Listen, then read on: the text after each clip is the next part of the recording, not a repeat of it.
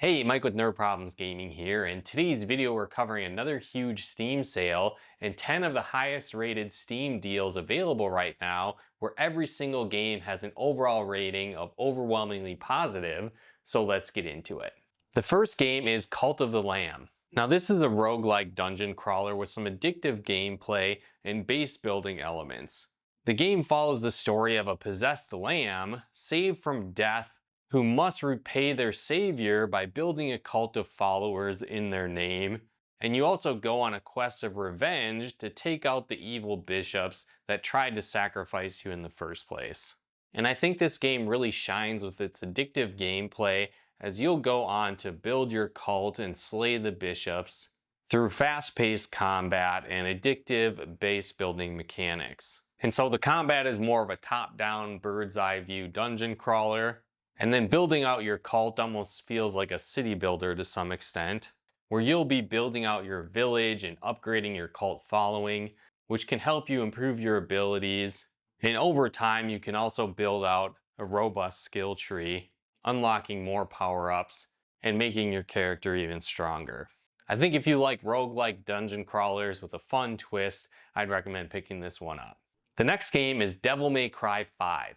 Now, this is a fast-paced hack and slash action game where you'll play as Dante and fellow demon hunters as they take on a new demonic threat trying to destroy the world.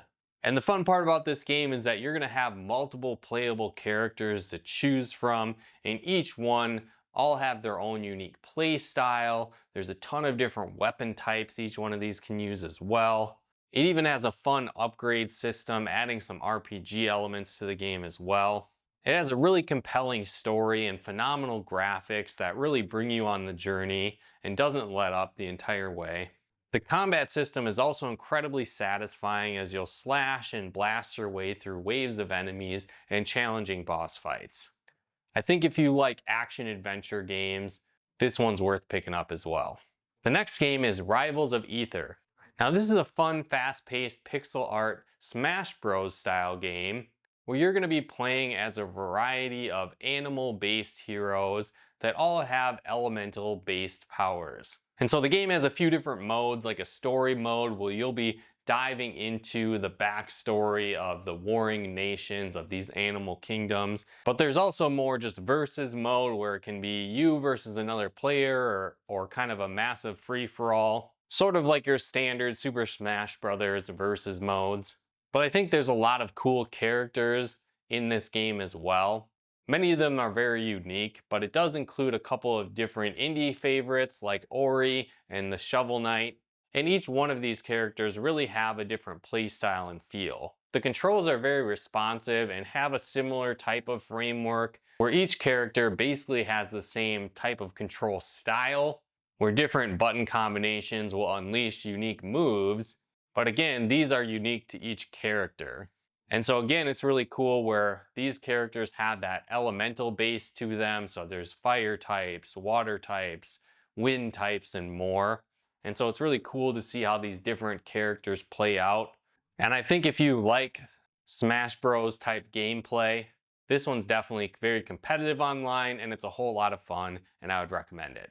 The next game is Dark Deity 2. Now, this is a retro-inspired tactical RPG that's very similar to the early titles from the Fire Emblem series. And the story really follows in the footsteps of the original game, where you'll be playing as the children of the heroes from that original game. But this time they're taking on a new threat of an evil empire causing war throughout the land. And so the story isn't necessarily amazing, but I think where this game shines more so is its tactical combat and gameplay. And you'll need to maneuver your different hero units across the map, taking out enemies and bosses, and facing different environmental challenges as well. Your characters will level up throughout the game, unlocking new powers and abilities and getting stronger. There's also the option to make it a little bit more challenging, where you can limit the number of turns that you'll have on each mission, making the game quite challenging. But on top of that, it doesn't necessarily have permadeath like some of the early Fire Emblem titles, but it does give you negative debuffs on any heroes that die, so there's certainly still consequences for any of your characters dying. so you'll definitely need to be strategic if you hope to clear all the different missions throughout the game. Again, I think if you liked tactical RPGs, this one's worth checking out as well. The next game is The Walking Dead, the Telltale Definitive Series. Now these are very story-driven games set in the Walking Dead universe, and it's almost like a bit of a choose-your-own-adventure style game where you'll be exploring the world and following the stories of various survivors, and you'll be put in all kinds of different life or death scenarios, and you're gonna have to make some really tough choices between who dies and who lives. On top of that, the choices really matter and can make an impact. Again, some players will be alive, some won't be, but also people really remember your decisions throughout the game, and so this can make an impact on the overall story and how things play out with your different characters as well. I think the character development is part of where this game really shines, making you really feel for them and really bringing that impact of these decisions to another level. It has some familiar faces from the TV series or the comics you might have read, so it's cool to see them in this new video game version as well.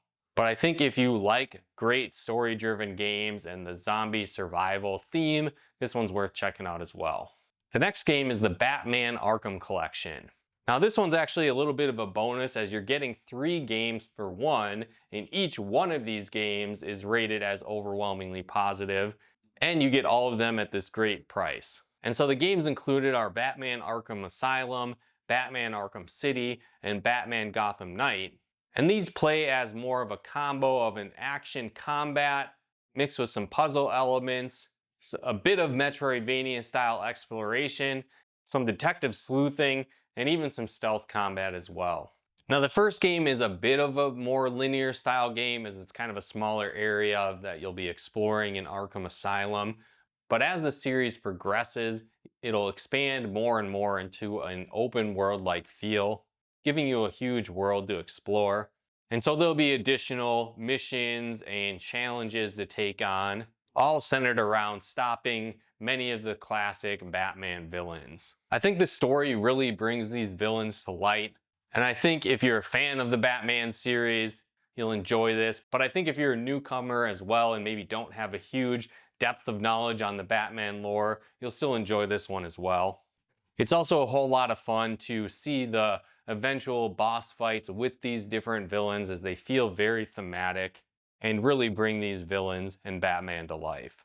And I think if you like action games and are a fan of the Batman universe, this is a great collection worth picking up as well. The next game is Borderlands 2. And this is an over-the-top looter shooter where you'll play as different vault hunters who team up with a resistance as they take on the evil Handsome Jack. And the base of the gameplay is really focused around a fast-paced first-person shooter with hundreds of different weapons to choose from, as well as some addictive RPG elements tacked on top of that. And so you'll have several playable characters that you can choose from, and each one have their own different play style and set of abilities. And so it really adds to the replay value of the game. Plus, as I mentioned, there's hundreds of different weapons and armor types that you can find. So you'll do things like shotguns, machine guns, sniper rifles, handguns, and more. And each have their own unique feel. And there's all kinds of different stat bonuses and buffs and combinations you can add on to these weapons and find throughout the game. And so it's really fun to mix and match all these and really build out your own character and unique weapon set that fit your play style. There's a vast world to explore, all kinds of different enemy types and challenging bosses to fight along the way, and it even has local co-op options, which adds another layer of fun to the game as well. And so if you like RPGs and first-person shooters, I would definitely recommend this game as well. The next game is Against the Storm. Now this is a dark fantasy city builder where you're on a quest to rebuild civilization after an apocalyptic storm has destroyed most of the world, and you'll also need to contend with this threat on an ongoing basis as the storm is continuing to threaten to destroy the world and what's left of civilization that you're trying to build. So again, it's a cool city builder that has some unique roguelike elements to it as well, adding to the addictive nature of the gameplay. And it's a kind of a cool concept where it's not just gathering resources and building the city, but you also need to contend with this ongoing threat. And so there'll be various different seasons you need to go through. Some of them are more mild and easier to build against, but then there's also the storm seasons that really take things up a notch and add that extra level of challenge. There's also permanent upgrades that you'll unlock for your cities as you continue to progress through the game. And that's really where the roguelike elements come into play. And it's just another cool aspect of this game as well. And so I think if you like the fantasy theme as well as city building aspects, this one's worth checking out as well. The next game is Desperados 3. Now this game is a Western themed tactical stealth game, and you'll play as a variety of heroes that team up with your gunslaying hero John Cooper as he goes on a quest of revenge and redemption against his past enemies. And so the gameplay really more focuses around tactical combat mixed with stealth elements, and has almost a puzzle feel to it as well, where you'll need to take on vast areas and a bunch of different enemies scattered throughout the stage, and you'll need to strategically move your characters throughout the battlefield and take out enemies in a variety of ways to clear the mission. And I think that's where the fun part comes in, because it's not just a single solution for each area. It really gives you the flexibility of being stealthy or going in guns blazing, but there's also different characters that you can play as, and each one of these has their own unique skill set and set of abilities and different play styles, adding more twists to the game to take on the challenges how you see fit. And so again, I think if you like stealth games and the Western theme, this one's worth checking out as well. The final game is Tabs, or Totally Accurate Battle Simulator. Now this is a fun over-the-top battle simulator game with a wobbly physics approach thrown in, and you'll face all kinds of different one-on-one battles and challenges where you're going to be building out different teams of armies with all kinds of units, and you'll have to build your army in hopes of winning, or just having a fun time to see how these crazy units take on each other and seeing what kind of outcome you'll create. And so you're going to start with some standard warrior options, like people wielding swords and shields, archers, cavalry units, and more. But eventually you'll be able to throw in all kinds of over-the-top units like woolly mammoths, tanks, cavemen, and much more.